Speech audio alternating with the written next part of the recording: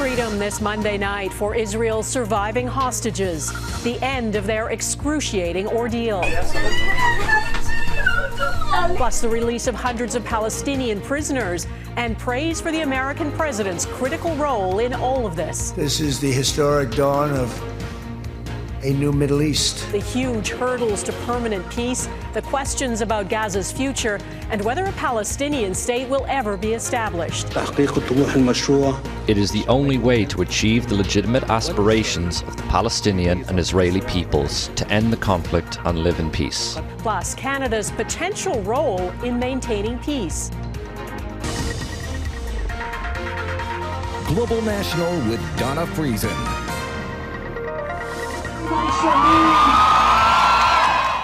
In Israel tonight, there is a potent mix of joy, relief, and some sorrow. All surviving Israeli hostages taken by Hamas just over 2 years ago are now back in the arms of their loved ones and in coffins. 4 hostages who died in captivity also came home. Hamas says they don't know the location of some of the other 24. In the occupied West Bank, police could not hold back jubilant crowds as 88 Palestinian prisoners were released from Israeli jails, many of whom had been locked up for years. Though this man, Marwan Barghouti, widely seen as the next potential Palestinian leader, was not among them. Good evening and thanks for joining us. This was President Donald Trump's moment too. He flew to the region to pronounce an end to the war and received multiple standing ovations as he addressed Israel's parliament. Israel, with our help, has won all that they can by force of arms. You've won. I mean, you've won. Now it's time to translate these victories against terrorists on the battlefield into the ultimate prize of peace and prosperity for the entire Middle East.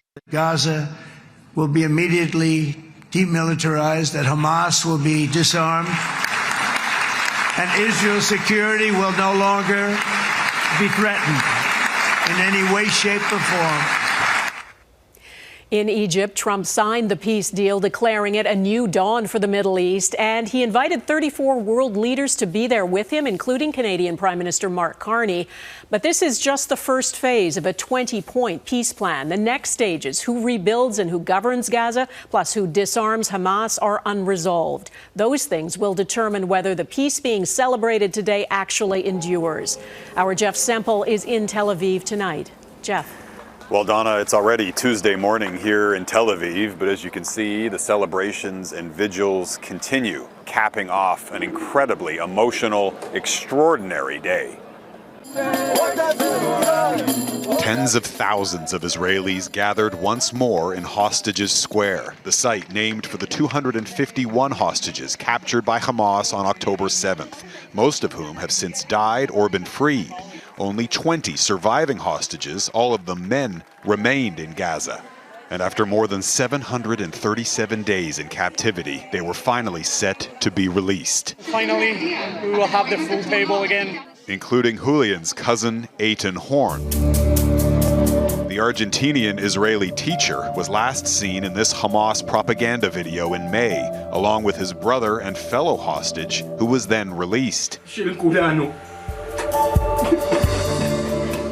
They hugged, and Eitan pleaded for his life. For the last 2 years, this square was a lot of tears and emotion and fighting. Finally, it's coming, it's happening, so we're super excited and waiting patiently and hopefully.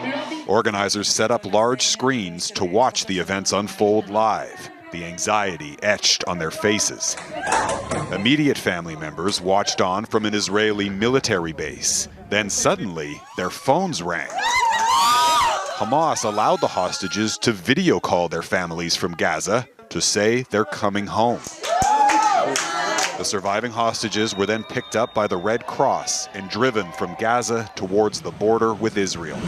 This is the moment that people here have been waiting 2 terrible years for. The final living hostages have now been transferred across the border back here to Israel. This crowd erupting with emotion. The hostages are home. The hostages were taken to the military base and reunited with their families, including Eitan Horn and his brother. It's unbelievable that it's really happening. The emotion is total. Parents embraced their sons, and fathers reunited with their children. American-Israeli Omri Moran was taken hostage by Hamas in front of his wife and their 2 young daughters, who are now aged 2 and 4. Their mom said the girls prayed every night for their dad to come home. These emotional reunions also played out hundreds of times on the other side of the conflict. In exchange, Israel released around 2,000 Palestinian prisoners and detainees, including some serving life sentences. But the vast majority were Palestinians arrested and held without charge after October the 7th. And landing in the middle of it all to claim credit for the ceasefire deal came U.S. President Donald Trump. He touched down in Tel Aviv to a rock star reception and arrived at the Israeli parliament to a standing ovation. The Israeli prime minister heaped gushing praise on Trump and awarded him the Israel Prize, an unprecedented honor for a non-Israeli citizen. We have confronted evil together and we have waged war together, and perhaps, most beautifully of all, we have made peace together. Both Trump and Netanyahu said they had achieved peace through strength, a reminder that despite the hundreds of happy reunions today, 2,000 Israelis and 68,000 Palestinians have been killed since October 7th, 2 years ago. Donna? Jeff Semple in Tel Aviv, thank you. So much has been lost in Gaza, and though the Israeli attacks have now stopped, the future is deeply uncertain, not only when it comes to rebuilding homes, but to the bigger questions of whether Israeli forces really will withdraw. For now, as Redmond Shannon reports, Gazans are celebrating the return of hundreds of people held by Israel without charge. For many of these released prisoners, Gaza looks nothing like the place from where they were detained. Some have spent 2 years in an Israeli jail, more than 1,700 Gazans held without charge as part of Israel's response to the October 7th attacks.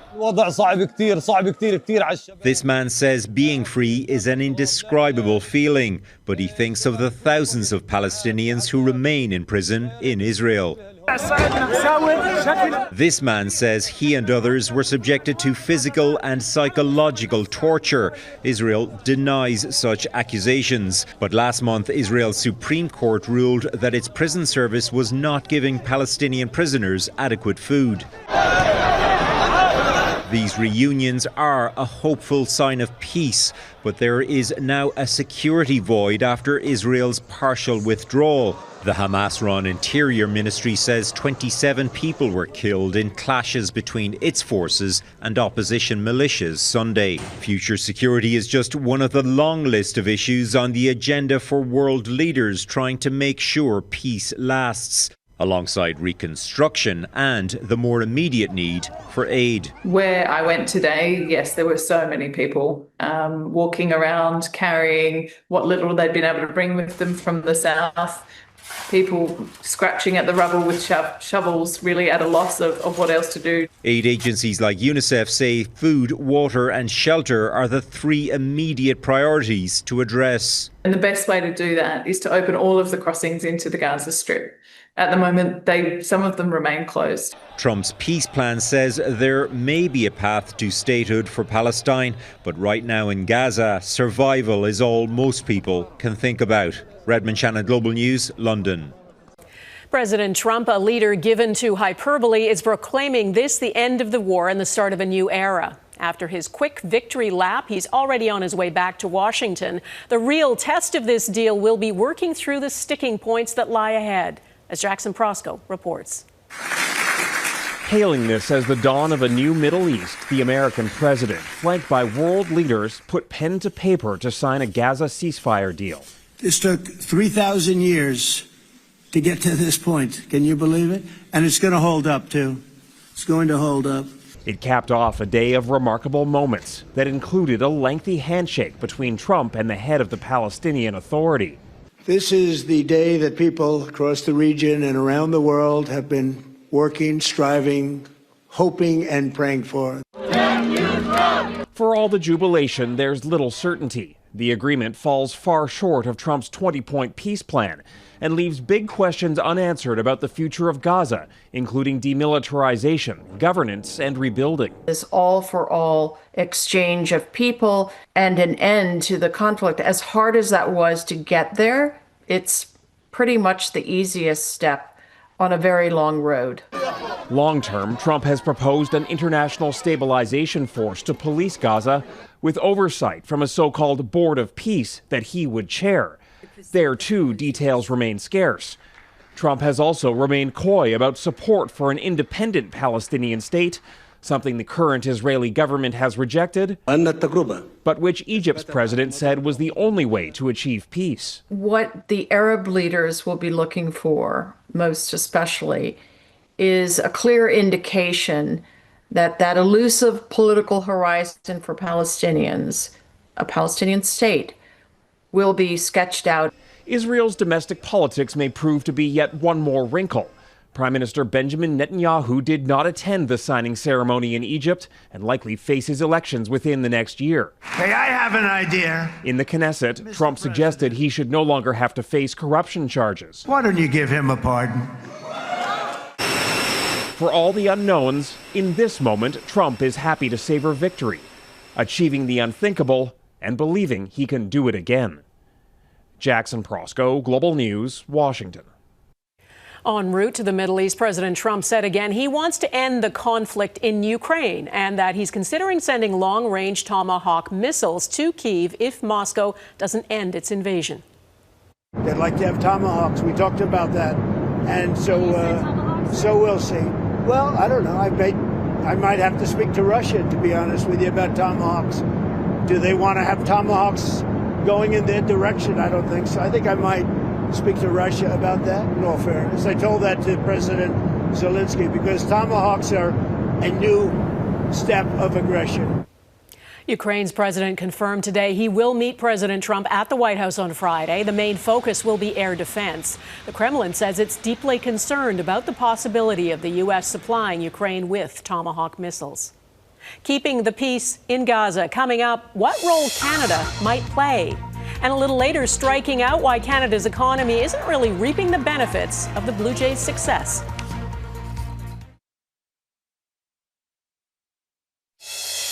Though Alex will never come home, others have, and that matters. The mother of Canadian Alex Look was among those honoring him and the 6 other Canadians today. They were killed in the October 7th terrorist attacks in Israel. The 33-year-old died while shielding others during the Hamas attack at the Supernova Music Festival. Look's parents described him as a talented salesperson who spoke 6 languages.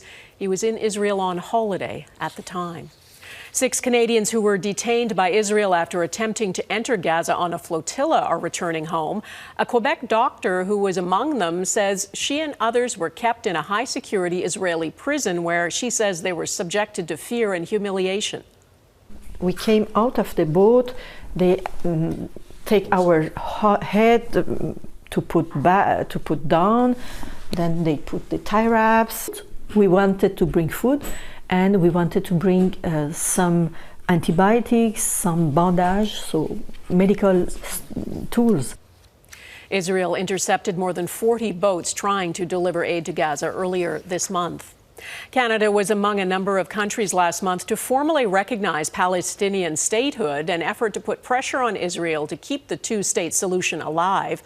Prime Minister Mark Carney, invited by President Trump to be at the Gaza Peace Summit in Egypt today, called it the beginning of a new and important chapter in the Middle East. Gillian Piper looks at what role Canada might play. You have Canada. It's so great to have Canada getting some recognition from U.S. President Donald Trump at the Peace Summit in Egypt. I appreciate you being here very much, Mr. President. Fantastic. Prime Minister Mark Carney was the first leader to congratulate Trump after his speech, joking with him on a hot mic. I'll go back and mention. I'm glad you upgraded me to president. Oh, did I say? Great stuff. That's good. I started. At least I didn't say that. Carney praised the U.S. peace deal in a statement, writing, "Canada extends its gratitude to the United States, Egypt, Qatar, and Turkey for their tireless efforts. It is vital that the parties continue to engage constructively to achieve a sustainable and lasting peace agreement as stipulated in the U.S. plan." Ottawa has not provided specifics as to how Canada may be involved in helping Gaza transition, but left the door open to sending resources on the ground last month. There are many proposals to which Canada would be party if they were to come to pass for multinational forces to be deployed in Palestine to enforce a peace. Most powerful leaders, the richest. Any potential mission from foreign states should be done in the context of Palestinian self-determination, according to this human rights lawyer. I think Canada would probably would probably have similar concerns with respect to making sure that they're entering into a peacekeeping mission with Palestinian consent. Canada could also play a vital role in reforming Palestinian institutions. The most important thing that Canada can do can be in that democratization process. That's going to take, a role in terms of education for peace. The Prime Minister's office says Carney spoke with more than 15 world leaders in Egypt, but it's not clear what Canada's role in the peace effort actually was, Donna.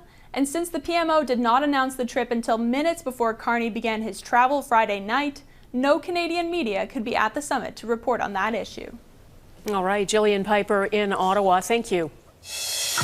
He calls it the dream of a lifetime ahead, the Canadian sharing a Nobel Prize.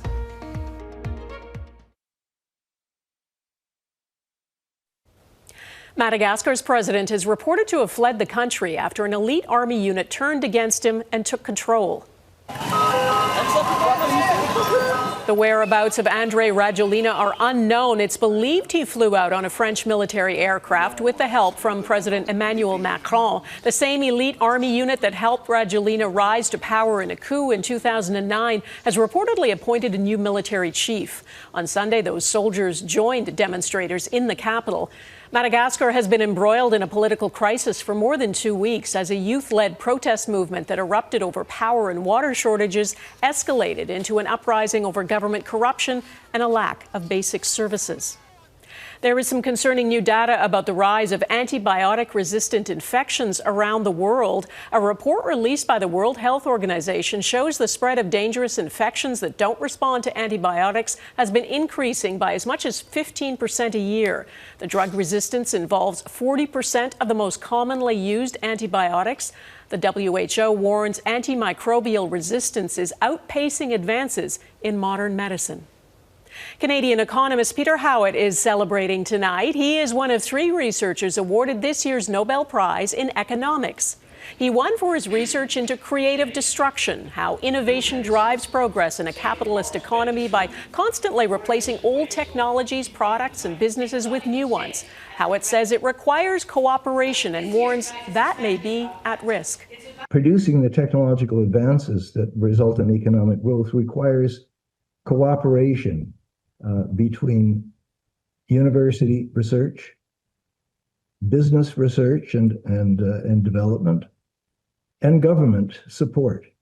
The 3 of them have to work together, and maintaining that cooperative atmosphere is so important. I hope that will continue in the future, although I see dark clouds ahead. Howitt is a McGill grad who now teaches economics at Brown University in the U.S. Is the Blue Jays' playoff success a home run for Toronto's economy? Next, why one economist says it is massively overstated.